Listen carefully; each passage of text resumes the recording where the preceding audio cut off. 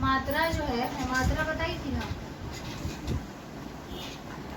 तो मात्रा में एक क्या था, अ की मात्रा था, ठीक है, जिसमें कोई पाई नहीं था और इसमें कुछ नहीं लगा था।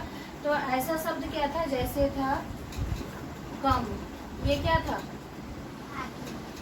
ये अ की मात्रा था, नल, यानी इसमें कोई भी इस तरीके की मात्रा, अ की मात्रा में हमारा कोई भी पाई नहीं था। इसके बाद हम आ की मात्रा देखें तो आ की मात्रा में क्या होगा, जैसे मान लो कि हम काम लिख दिए, ठीक है, तो ये क्या है, इसमें पाई आ रहा है ना, आ की मात्रा आ रहा है, यानी ये वाला मात्रा हमारा यहाँ पे आ रहा है। इसी तरीके से हाँ, अगर हम नाम लिखते हैं तो नाम ऐसे होगा, यानी हमारा ये मात्रा, ये जो मात्रा है ये क्या है, आ की मात्रा है, ठीक है। तो ये दोनों तो हो गया। अब हमें क्या पढ़ना है, छोटी ई की मात्रा, ठीक है।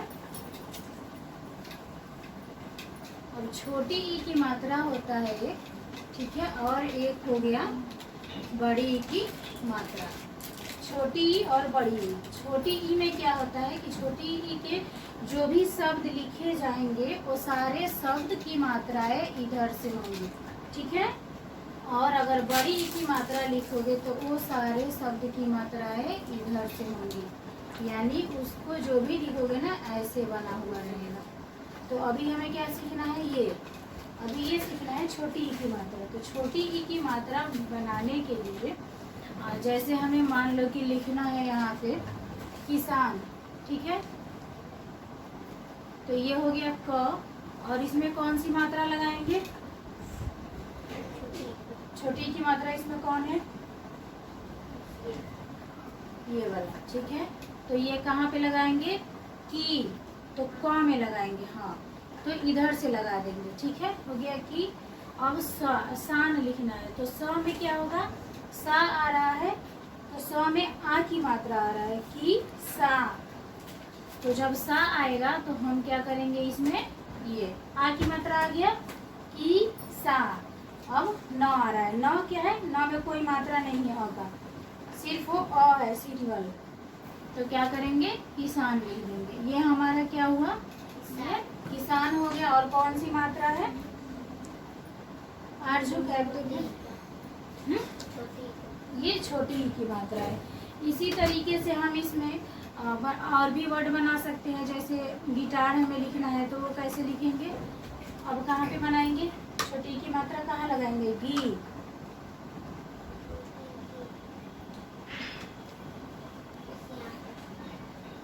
हाँ यहाँ पे, तो यहाँ पे हम गी लगा दिए।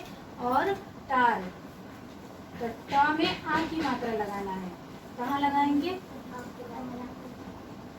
हाँ, तो यहाँ पे हम ट लिख देंगे और आ की मात्रा कहाँ लगेगा, यहाँ पे। उसके बाद गिटार, ल कहाँ लिखेंगे, यहाँ पे। तो ये हमारा हो गया गिटार। तो ये क्या है, छोटी ई की मात्रा। अब अगर हमें मान लो कि पहचानना है कि कौन सी छोटी ई की मात्रा है, कौन सी बड़ी ई की मात्रा है, ये दो जो मात्राएं हैं इसको हमें पहचानना है।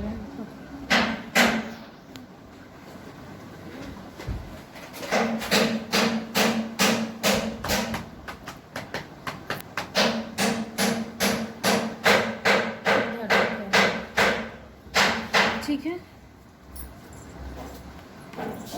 यहाँ क्या था कि जो अगला शब्द तुरंत आ जाएगा तो उसमें हम, यानी उसमें हम छोटी ई लगाएंगे, यानी हर्ष ई।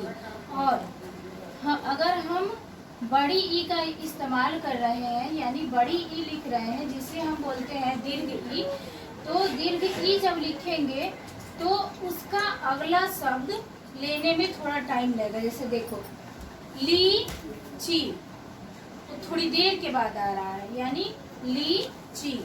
ली का हम पूरा बोल दे रहे हैं, उसके बाद से हम ची बोल रहे हैं, बोल के देखो ली ची, हाँ, तो ली पूरा बोल रहे हो ना, फिर ची बोल रहे हो, तो ये क्या हुआ, यहाँ पे दीर्घ ई, यानी खिंचाव हो रहा है। जिस वर्ड में, जिस शब्द में खिंचाव होगा वहां पे समझ जाना कि हमको ऐसे वाला यूज करना है, ठीक है।